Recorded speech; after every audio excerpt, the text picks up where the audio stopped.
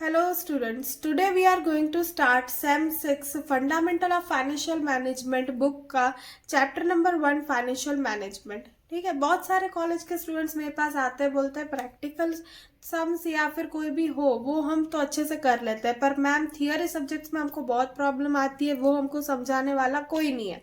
ठीक है, पर कॉलेज के स्टूडेंट्स है वो at the last he books उठाते, उसके पहले तो बुक्स ही नहीं उठाते थियरी सब्जेक्ट्स के रिलेटेड कुछ भी। इसके लिए जितने भी इंपॉर्टेंट क्वेश्चंस है जो प्रीवियसली डिस्कस हुए हैं एग्जाम में, वही मैं आज लेके आई हूँ सीरीज, जिसको एक बार देखने से तुम्हारे सारे इंपॉर्टेंट क्वेश्चन कवर हो जाएंगे और एग्जाम में मैक्सिमम टाइम रिपीट हुए हैं वही क्वेश्चन मैं इधर लेके आई हूँ। ठीक है, फर्स्ट फाइनेंशियल मैनेजमेंट चैप्टर बहुत इंपॉर्टेंट है, इसमें से ज़्यादातर क्वेश्चन है वो रिपीटेड ही है, मतलब बोलो तो ये पूरा चैप्टर ही इंपॉर्टेंट है। तो भी तो तुमको शॉर्ट में करके थोड़ा बहुत बता रही हूँ जो इसमें इंपॉर्टेंट है वो। फर्स्ट इसमें रिपीटेड क्वेश्चन है मीनिंग ऑफ फाइनेंशियल मैनेजमेंट, मतलब फाइनेंशियल मैनेजमेंट का मीनिंग, जो कि तुमको 2 to 3 मार्क्स में पूछा जा सकता है। तो तुमको कितना लिखना है वो मैंने बताया है, ये मैंने शॉर्ट में करके बताया है, इसका एलॉबरेट करके तुमको बताना है। ऐसे नहीं कि दीदी ने 4 लाइन लिखी तो हम 4 लाइन ही लिखेंगे। ठीक है, इसका एलॉबरेट तुमको एग्जाम में करके आना है। Financial management means raising of adequate fund. Financial management का मतलब क्या है कि जो नेसेसरी फंड्स है, जितना अपन को कंपनी में चाहिए उतना फंड, उतना लेके आना एट अ मिनिमम कॉस्ट, जिससे अपनी जो कॉस्ट है वो मिनिमम रहे, and using them effectively in the business, और उसको कैसे बिजनेस में अपन अच्छे ढंग से यूज कर सकते हैं। डेफिनेशन है according to the Hoagland's. Hoagland's ने क्या बोला है, financial management is concern mainly with such matters as. Financial management किसकी चिंता करता है, that how a business corporation raises its finance, की जो बिजनेस है वो अपना फाइनेंस कैसे लेके आ रहा है, and how it make use of it. ठीक है, और उसमें से कैसे वो इस्तेमाल कर रहा है, कितने ढंग से इस्तेमाल कर रहा है, उसको कैसे अच्छे वे में इस्तेमाल कर रहा है, ये सब अपन देखते हैं फाइनेंशियल मैनेजमेंट में। ठीक है, फाइनेंशियल मैनेजमेंट में कैसे फंड को रेज करना है ताकि अपने जो कॉस्ट है वो मिनिमम आए, ये सब चीज़ें अपन को ध्यान रखने की होती है। तो फर्स्ट अपना मीनिंग हो गया जो कि 2 to 3 मार्क्स में आ सकता है। ठीक है, second importance of financial management 17 marks का आ सकता है, तो इसको अच्छे से करके ही जाओ मैं बोलूँ। ठीक है, बहुत बार मैक्सिमम ये रिपीट हुआ ही है। ठीक है, फर्स्ट है सक्सेस ऑफ प्रमोशन, मतलब कि तुमको प्रमोशन करना है अगर बिजनेस का, तो उसमें तुमको सबसे ज़्यादा क्या लगेंगे, फंड्स लगेंगे, पैसे लगेंगे, based on the financial plan. ठीक है, फाइनेंशियल प्लान के बेसिस पे ही अपन प्रमोशन कर सकते हैं। अगर तुम्हारी प्लानिंग अच्छी नहीं है तो फंड्स अच्छे नहीं आएंगे, फंड्स अच्छे नहीं आएंगे तो फिर तुम्हारा प्रमोशन भी नहीं होगा। अगर प्लान डिफेक्टिव है, if the plan is defective it will fail to provide sufficient fund, वो सफिशिएंट फंड तुमको प्रोवाइड नहीं कर पाएगा to meet the requirement of both fixed and working capital. तो तुम्हारे फिक्स्ड टर्म की जो रिक्वायरमेंट है और दूसरी शॉर्ट टर्म की या फिर बोलो वर्किंग कैपिटल की रिक्वायरमेंट है वो फुलफिल नहीं हो पाएगी। फिर सेकंड है smooth running of the enterprise, तुम्हारी एंटरप्राइज कैसे अच्छे से चले। ठीक है, उसके लिए भी पैसा चाहिए। फर्स्ट अपन ने क्या बोला कि प्रमोशन के लिए जो अपन को पैसे चाहिए वो भी कौन ला के देगा, फाइनेंशियल प्लान। इसके लिए तुम्हारा फाइनेंशियल प्लान सॉलिड होना चाहिए, बहुत अच्छा होना चाहिए। अगर प्लान ही डिफेक्टिव है तो तुमको अच्छे से फंड नहीं मिलेंगे। Second, smooth running of an enterprise, अगर बिजनेस को अच्छे से चलाना है तो तुमको इसकी जरूरत पड़ेगी। Finance is required at each stage of an enterprise, हर एक स्टेज में तुमको फाइनेंस की जरूरत पड़ती है, मतलब पैसों की जरूरत पड़ती है। Working capital is required for meeting day to day expenses, जो वर्किंग कैपिटल है वो अपन को रोजमर्रा के जो काम होते हैं उसको फुलफिल करने के लिए चाहिए होते हैं। Funds are needed to purchase machine, funds मतलब पैसे अपन को क्यों चाहिए होते हैं, ताकि मशीनरी खरीद पाए, मटेरियल खरीद पाए, टू पे ऑफ वेजेस एंड सैलरी, ताकि अपन वेजेस या फिर सैलरी पे ऑफ कर पाए, and even for such sales activities. ठीक है, कुछ भी अपन को सामान बेचना है उसके लिए भी अपन को क्या चाहिए होगा, पैसे। The management will be constantly worrying if the financial planning is defective, अगर अपन ने पैसों के रिलेटेड प्लानिंग अच्छे से नहीं की है तो पूरा बिजनेस एकदम वरिड ही रहेगा। ठीक है, वो अच्छे से काम पे फोकस नहीं कर पाएगा। इसके लिए बोलते हैं तुम्हारा फाइनेंशियल प्लान अच्छा होना चाहिए, उसमें सारे डिटेल्स लिखे हुए होने चाहिए कि किस पे अपन को कितना खर्चा करना है और उतने फंड्स अपने पास है कि नहीं है वो देखना। अगर नहीं हो तो उसका जुगाड़ करना अपनी भाषा में। ठीक है, जुगाड़ करेंगे तो ही अपना जो बिजनेस है वो स्मूथ तरीके से चल पाएगा। फिर third point, finance for expansion, अगर अपन को बिजनेस को एक्सपांड करना है तो उसके लिए भी अपन को क्या चाहिए, पैसे। Finance is required for scheme of modernisation, अगर अपन को मॉडर्न बनाना है, नई नई टेक्नोलॉजी लेके आनी है, एक्सपांशन करना है, अपने बिजनेस के ग्रोथ चाहिए, and development of the existing enterprise, अभी जो अपनी एंटरप्राइज है उसको ही डेवलप करना है। How to meet this requirement is one of the major problem of the financial management, इस सारे रिक्वायरमेंट से अपन कैसे फुलफिल कर पाए, ठीक है, ये अपन को फाइनेंशियल मैनेजमेंट से पता चलेगा। देन थर्ड, अपन को फाइनेंस क्यों चाहिए होता है, एक्सपांशन के लिए। फिर फोर्थ, कैश प्लानिंग, पैसों के related planning. For the success of the business enterprise liquidity is most important. Liquidity मतलब क्या होता है, बहुत सारे स्टूडेंट्स को डाउट होता है कि मैम लिक्विडिटी मतलब क्या होता है।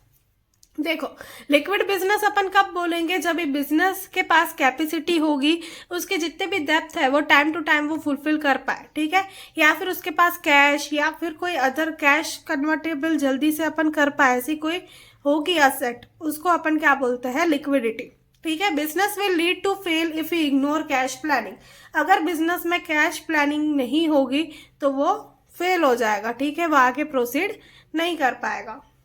इसी के साथ अपन ने सारे इंपॉर्टेंट जो पॉइंट्स थे वो डिस्कस कर लिए हैं। जो importance of financial management, first है सक्सेस ऑफ प्रमोशन, सेकंड है smooth running of the enterprise, third है finance for expansion and fourth है कैश प्लानिंग। इसी के साथ अपना इंपॉर्टेंस खत्म होता है। ये मैं फिर से बोल रही हूँ कि मैंने शॉर्ट करके सारे पॉइंट लिखे हैं, तुमको एक बार फिर से टेक्स्ट बुक पढ़नी है और इसको अच्छे से लिखना है एग्जाम में, ठीक है। ये की पॉइंट्स मैंने बताया है, इसको अपने वर्ड्स में तुमको बड़ा लिखने का है। फिर scope of financial management, financial management का स्कोप क्या है, फर्स्ट है फाइनेंशियल प्लानिंग, मतलब फाइनेंस को कैसे अपन प्लान करें।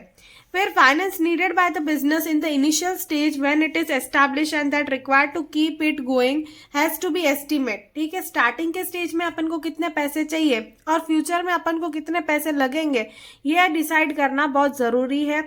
फिर the promotional expense such as those required for investigating of the location of the business, purchase, मतलब प्रमोशन करने के जितने भी खर्चे हैं, फर्स्ट क्या है कि अपन को लोकेशन फाइंड आउट करना पड़ेगा बिजनेस का, इसके रिलेटेड खर्चे, परचेज ऑफ मशीनरी, फिर अपन को मशीनरी परचेज करनी पड़ेगी, इसके खर्चे, एंड अदर असेट, और दूसरे भी असेट अपन को खरीदने पड़ेंगे, उसके सारे एक्सपेंस। अदर लीगल डॉक्यूमेंट, दूसरे अपन को लीगल डॉक्यूमेंट्स बनवाने पड़ेंगे, गवर्नमेंट से परमिशन लेनी पड़ेगी।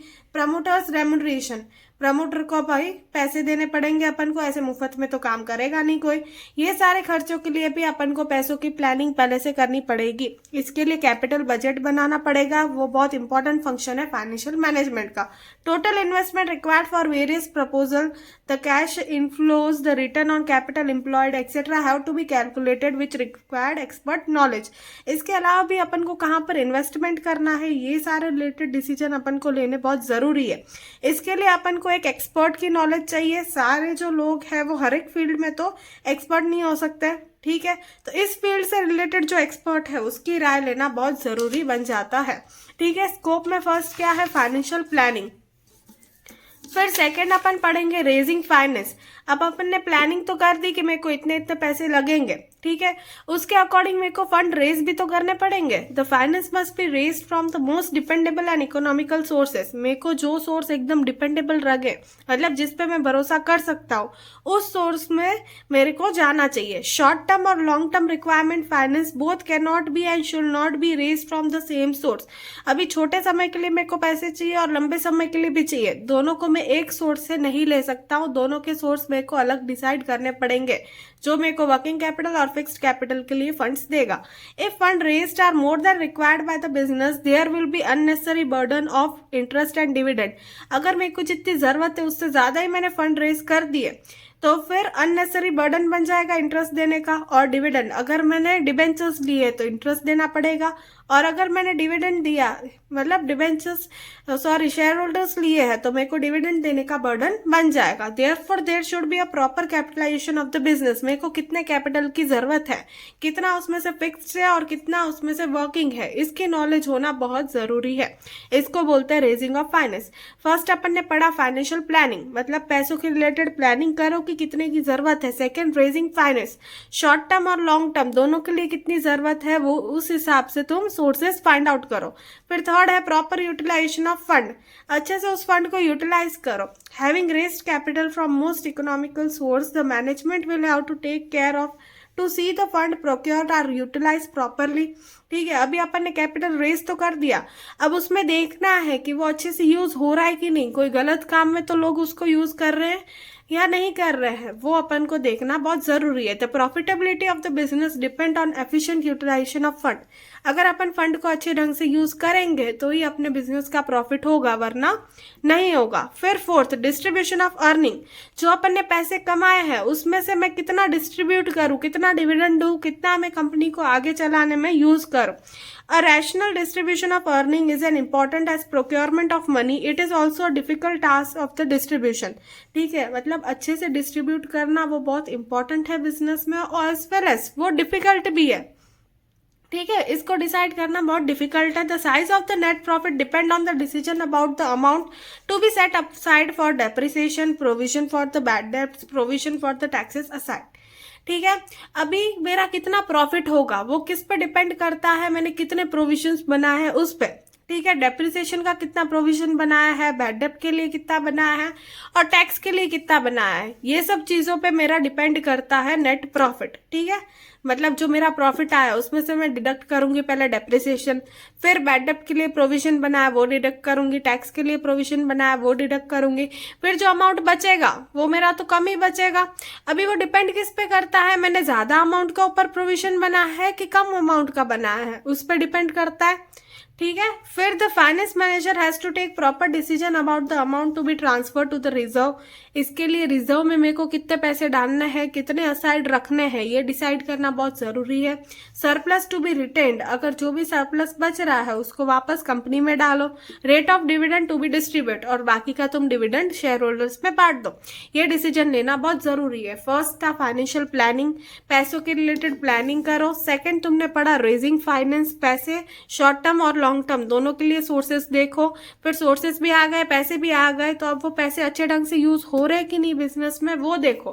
फिर उस अर्निंग जो हो रही है तुम्हारी फाइनेंस से, ठीक है, उसको अच्छे से डिस्ट्रीब्यूट करना है, ये जवाबदारी तुम्हारी है। ठीक है, कितना तुम डिविडेंड में दोगे, कितना कंपनी में वापस लगाओगे, कितनों के प्रोविजंस तुम साइड में रखोगे, ये सारा डिसाइड करना बहुत इंपॉर्टेंट भी है as well as difficult task भी है। डन। फिर फिफ्थ, एस्टैब्लिशिंग फाइनेंशियल पॉलिसी, फिर कंपनी में जो सूटेबल हो ऐसी पॉलिसीज बनाना। Finance manager has to provide clear guidelines to various department as regard the financial policies to be followed to deal with financial problem involving capital. मतलब finance manager को हर एक डिपार्टमेंट को क्लैरिटी दे देनी चाहिए कि ये फाइनेंस है अपने पास और इतना यूटिलाइज करना है, ताकि फर्दर कोई भी कंफ्यूजन ना हो। मतलब उनको इन शॉर्ट पॉलिसीज बना के दे देनी है कि मेरे पास इतना फाइनेंस है और इतना ही यूटिलाइज तुम करोगे, इससे ज्यादा नहीं। ठीक है, ये भी अपन ने बता दिया सारे डिपार्टमेंट को। फिर कंट्रोल रखना बहुत जरूरी है, अपन ने बता दिया और वो मानेंगे वो जरूरी है नहीं। A finance manager must ensure that business organization is run in the accordance with the financial plan and policies. जैसे मैंने प्लान बनाया था उस अकॉर्डिंग ही मेरा बिजनेस चल रहा है कि नहीं, ये देखना बहुत जरूरी है। For this purpose he make the use of variance tool such as internal audit system.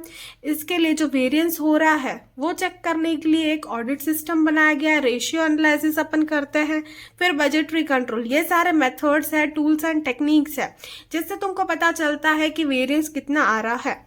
In case of the variance, he has to see that proper corrective step are taken. अगर कोई वेरियंस आ रहा है तो तुमको देखना है कि मैं कैसे करेक्टिव स्टेप्स ले सकता हूँ so that financial condition of the business remain sound. तो अपनी जो फाइनेंशियल पैसों के रिलेटेड जो कंडीशन है बिजनेस की वो अच्छे से बनी रहे।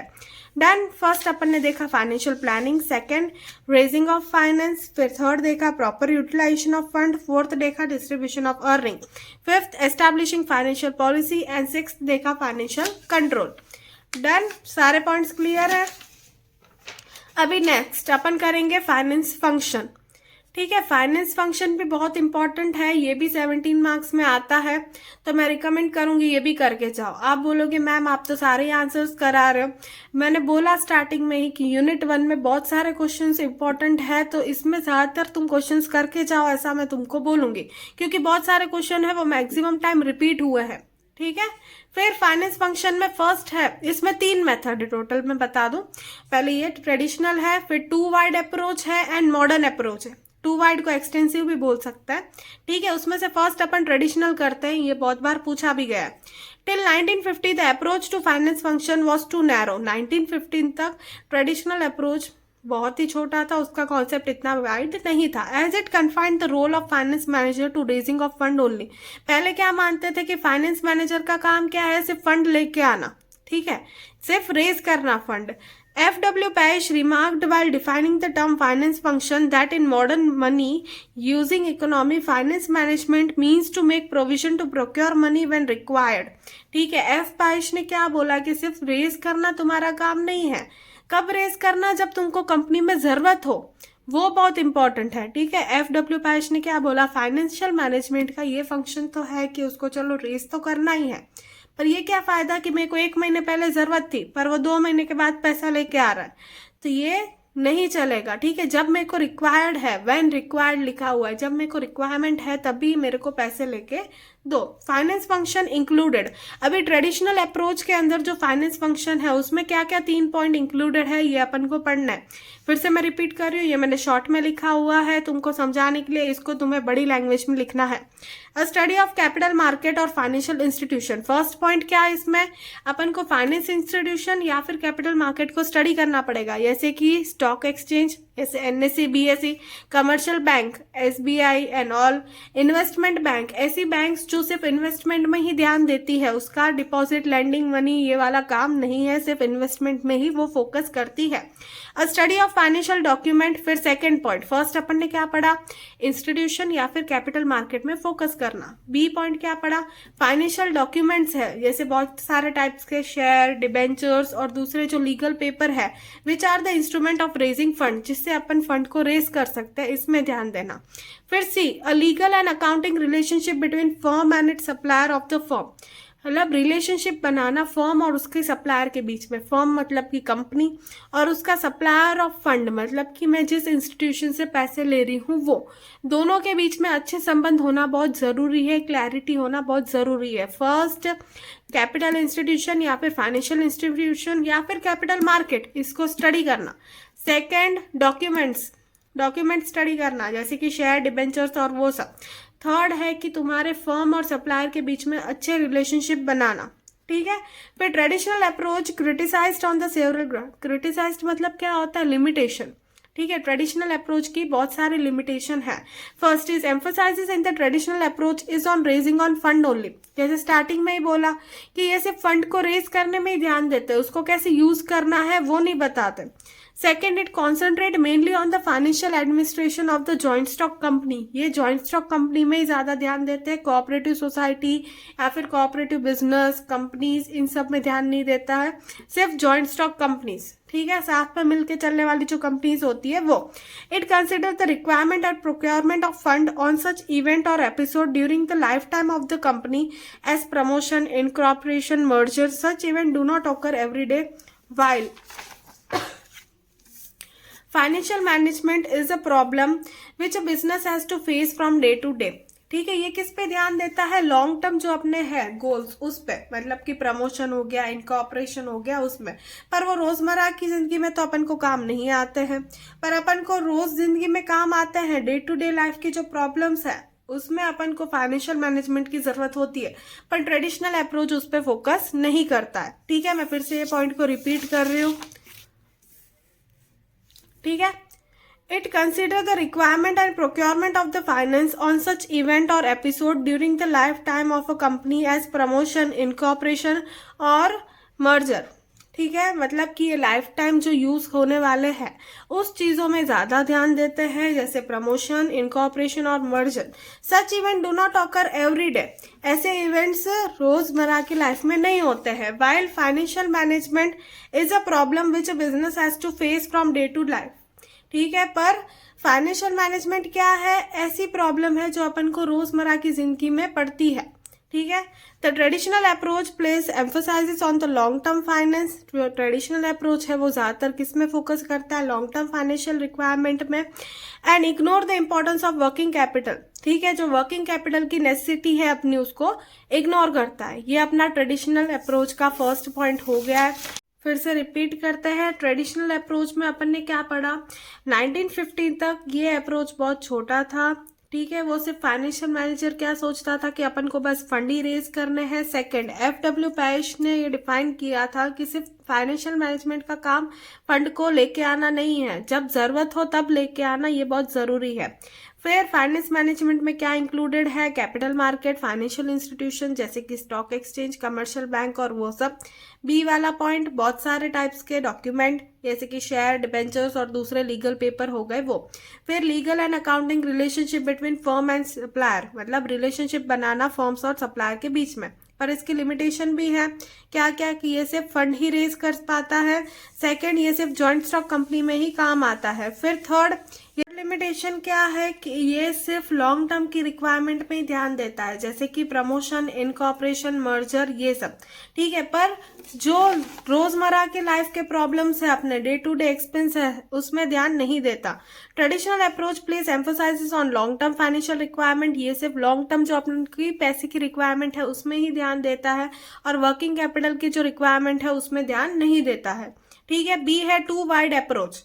ठीक है, फर्स्ट अपन ने पढ़ लिया ट्रेडिशनल अप्रोच, सेकंड है too wide. This approach is extensive in that it cover all the transaction connected with cash in business. ये बहुत बड़ा कॉन्सेप्ट है और इसमें कैश से रिलेटेड जितने भी ट्रांजेक्शन है बिजनेस में वो सारे कवर होते हैं।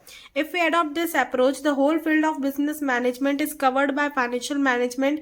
अगर अपन ने इस अप्रोच को अपनाया तो फाइनेंशियल मैनेजमेंट की बहुत सारी चीजें अपनी कवर अप हो जाएगी, because financial problem are to be faced in almost all aspect of the business management. क्योंकि जो फाइनेंशियल प्रॉब्लम है वो हर एक बिजनेस में फेस करनी पड़ती है, जैसे कि credit sale also is finally paid in cash. जो क्रेडिट सेल है वो भी फाइनली कैश में ही पे होता है। मतलब अल्टीमेटली जितने भी ट्रांजेक्शन है बिजनेस के वो सारे कैश में ही पे होते हैं या फिर कैश में ही अपन को मिलता है। तो ये हो गया टू वाइड अप्रोच। ये इतना बड़ा नहीं है और इतना इंपॉर्टेंट भी नहीं है, तो बस एक बार रीड कर दो, दैट्स इट। ठीक है, फिर मॉडर्न अप्रोच, इसमें whole and slide the financial management is concern mainly with the issue as how a business corporation procured its fund and how it utilise it. ठीक है, अपन ने ट्रेडिशनल अप्रोच में क्या पढ़ा कि सिर्फ फंड को कैसे रेज करना है, पर होलैंड्स ने क्या लिखा है कि फंड को रेज करना इंपॉर्टेंट नहीं है, उसको कैसे यूटिलाइज करना है, हाउ इट यूटिलाइज, ये भी बहुत जरूरी है। As analysis of the new approach reveal the following important points. इसके एनालिसिस में अपन को बहुत सारे न्यू पॉइंट्स दिख रहे हैं, जैसे कि प्रोक्योरमेंट ऑफ फंड, फंड को अपन बिजनेस में कैसे लेके आए ये भी पता करना बहुत जरूरी है। फिर इन्वेस्टमेंट ऑफ फंड, अपना जो प्रॉफिट होता है उसमें कौन कौन सी चीजों में मैं इन्वेस्ट करूं ताकि मेरे को रेट ऑफ रिटर्न बहुत अच्छा मिले। फिर इनकम मैनेजमेंट, अभी मेरा जो प्रॉफिट है उसमें से मैं कितना डिविडेंड में बांटूं और कितना मैं कंपनी में वापस लगाऊं, ये भी बहुत सोचना जरूरी है। ठीक है, मॉडर्न अप्रोच में क्या था, रेज करना, उसके साथ साथ उसको कैसे यूटिलाइज करना फंड को, ये भी देखना। फिर उसमें 3 इंपॉर्टेंट पॉइंट है, इसके अंदर भी तुमको टेक्स्ट बुक में लिखा हुआ है तो वो भी एक बार पढ़ लेना। प्रोक्योरमेंट ऑफ फंड्स में क्या लिखा हुआ है कि सोर्सेज फाइंड आउट करना जिससे तुम फंड्स लेके आ सकते हो व्हेन रिक्वायर्ड, जब तुमको जरूरत हो तब। इन्वेस्टमेंट ऑफ फंड में अपन ने क्या पढ़ा कि कहाँ पर मैं इन्वेस्ट करूँ ताकि मेरे को ज्यादा रेट ऑफ रिटर्न मिले। फिर इनकम मैनेजमेंट पे क्या देखा कि मैं डिविडेंड कितना दूं और कितना मैं रिटेन करूं वापस कंपनी में ताकि मेरे को ज़्यादा रिटर्न मिले। डन। अभी नेक्स्ट पॉइंट,